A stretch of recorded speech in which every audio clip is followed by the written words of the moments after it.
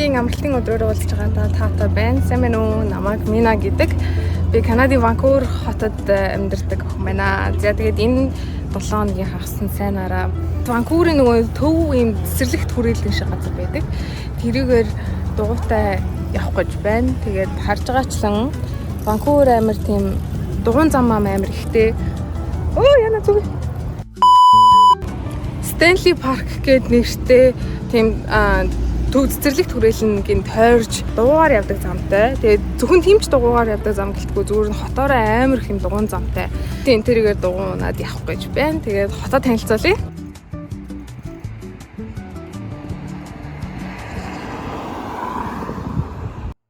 Wake up to the sunlight pouring through the blinds.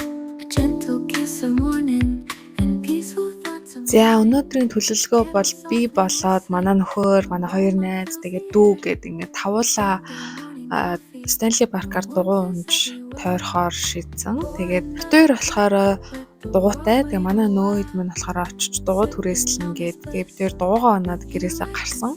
Дугуйгаа унаад 5 км орчим яваад нөгөө эцтэйгээ дугуй түрээслэх газар уулзахаар төлөвлөсөн.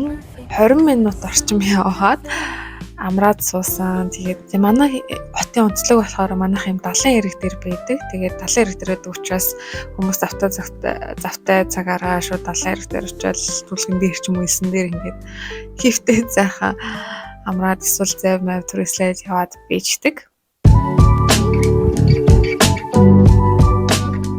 Өмнөх бичлэгүүдээр дурдчихжсэн одоо Ванкувер болохоор амар тийм сони эрүүл тийм хөдөлгөөн дасгал хөдөлгөөний тийм юмнууд амар ихтэй тэр зүйлийг ингээд хийх боломж амар ихтэй газар шиг санагддаг. Одоо жишээ нь ингээд гараал дугуй унаал гарлаа гэж бодоход хаасайгуу дугуйны замтай тэгэл сэлмээрэн гэлтэх юм бол тэгээ нуур хаасайгуу нуурнуудтай тэгэл эсвэл далайн эрэгтэй хажуудаа гэх мэтчлэн амар тийм эрүүл активити хийх юмнууд амар боломж аягүй ихтэй шиг санагддаг. Тэгээд Ванкуверт ирсэн хүмүүсийн нэг хийж үзэх ёстой зүйл бол энэ Стэнли паркийг тойрч дугуйгаар явах. Ингэж явахдаа мэдээж аяллаар явж бол дугуйгүй ирнэ. Тэгээд дугуйд түрээслэх юмнууд амар ихтэй. Тэгээд нэг цаг нь $7 гэдэг ч юм уу. Электрон дугуйнууд бас гараад ирсэн мэлээ. Тэгээд электрон дугуйнууд нэг цаг нь $15 гэдэг тийм үнэтэй байлээ. Стэнли парк гэдэг нэртэй газар лөө явж байгаа. Тэгээ энэ хавцаа нөгөө doggy daycare гинэ. Энэ нэр хүмүүс амар их юм нохоо мууртай. Хүүхдтэй гэхээс илүү амар их нохоо мууртай байдаг юм лээ. Тэгээд ер нь хүүхэд өсгөх амар үнэтэй, зардалтай, тэгээд committed тэ үүрэг хариуцлага амар ихтэй. Тэгээд тэрнийхээ хүүхд мөхт өсгөхийнхаа оронд нохоо муур тийжэдэг. Юм болчих жоо юм шиг л.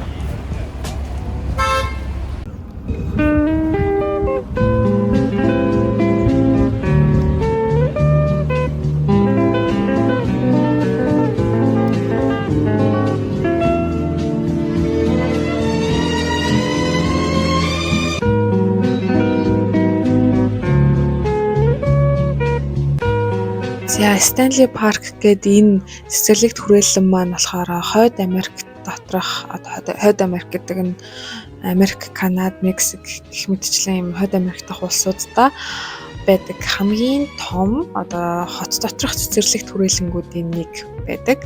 Одоо бид нарын сайн мэдхээр Нью-Йоркт болохоор Central Park гэдэг яг хотын төвдөө нөгөө цэцэрлэгт хүрээлэн байдаг шиг манай Ванкуверийн болохоор Стэнли парк гэж байдаг. Стэнли парк болохоор Нью-Йоркийн тэр Central Park-аас илүү том.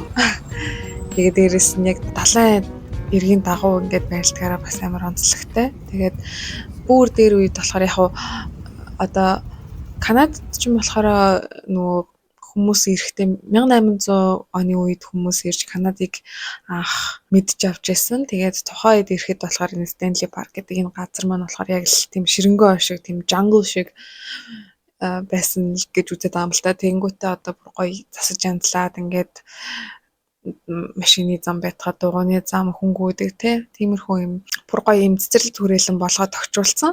Тэгээ энэгээр нь болохоор хүмүүс амар их юм дугуйндаг ролик ундаг, гүйдэг, алхдаг бүх төрлийн юм хөдөлгөөн дасгалын юм хийдэг. За тэгээд энд цэцэрлэгт хүрээлэнг тойроод явж байгаа энэ дугуйн замгүй алхалтын замгүй үлдэн зам эднэр болохоор 10 км урт зам байгаа.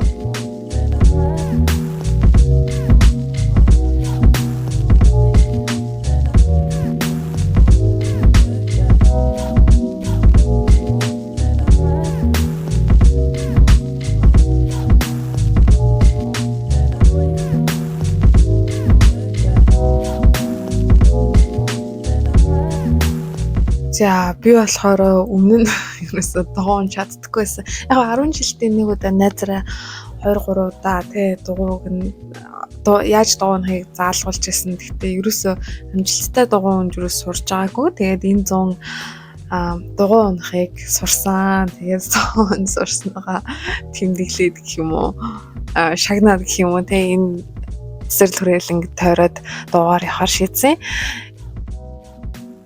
Хотын төвөөсөө яваад энэ цэцэрлэгт хүрээлэнгийн дундуур яваад тэгээд энэ гүүрээр гараад цаашаа хойшоо North Vancouver гэдэг газар руу гардаг. Тэр нь болохоор одоо манай монголоор бол Улаанбаатараар бол зайсан. Саяны гүүр маань болохоор Улаанбаатараар бол зайсангийн гүүр. Stanley Park гэдэг энэ цэцэрлэгт хүрээлэн маань болохоор яг хөө бид нар л ингэж дугуйнж гадуур нь тойрчгүйгээд эсвэл дугуйнаад яваад байгаа болохоос ш дотроо бас хийх юмнууд амар ихтэй. Ингээд дээгүүрээ ингээд явах юм бол гоё аквариум үзэж болно. Эсвэл суугаад цайлах хоолны газар байгаа. Зүгээр далаа руу хараа ширтэх суугаад гарах газар байгаа. Эсвэл туталтан зүгээр юмуудын дотор хэвтэх цэцэрлэгүүд энэ төр гээд айгүй их хийх зүйлүүд зөндөө байгаа л та. Далаа малын өмнөстэй зүг юм юм.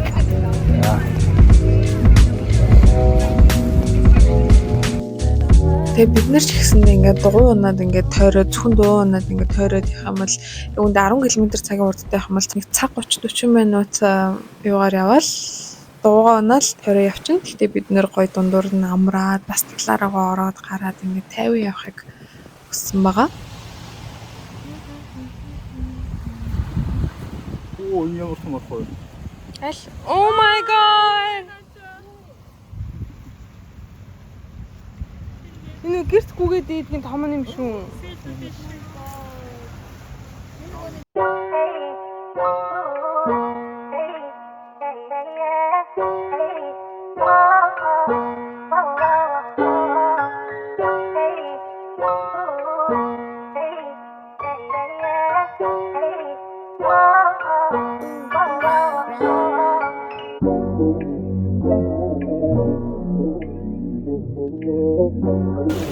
Ой, тийм болох юм уу?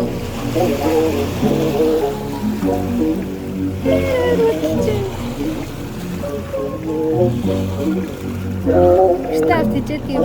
Яа.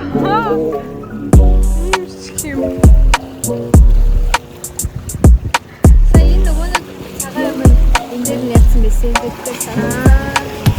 Итгэж байгаа хүмүүс болоод. Оо энэ хараа. Юу нэр гараад чичтэй нэг энэ хоёрыг нэ.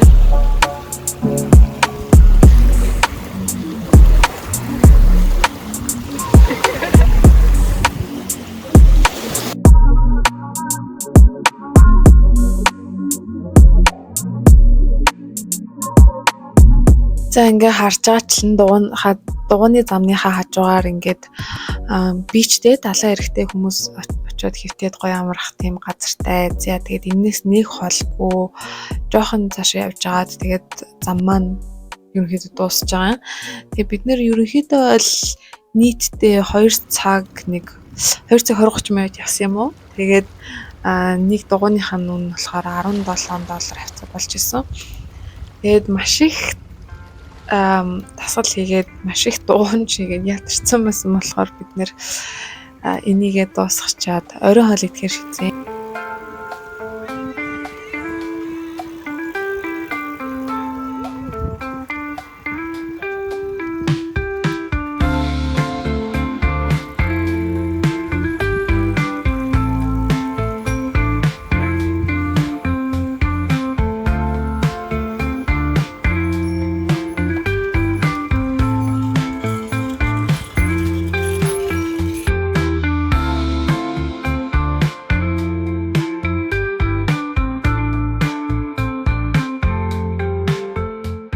хоёр бол дугуйтаа явж байгаас учраас бид хоёр тэгээд дугуйгаа цаашаа унаад хотын төвд очиж хоол идэхээр шийдсэн байгаа.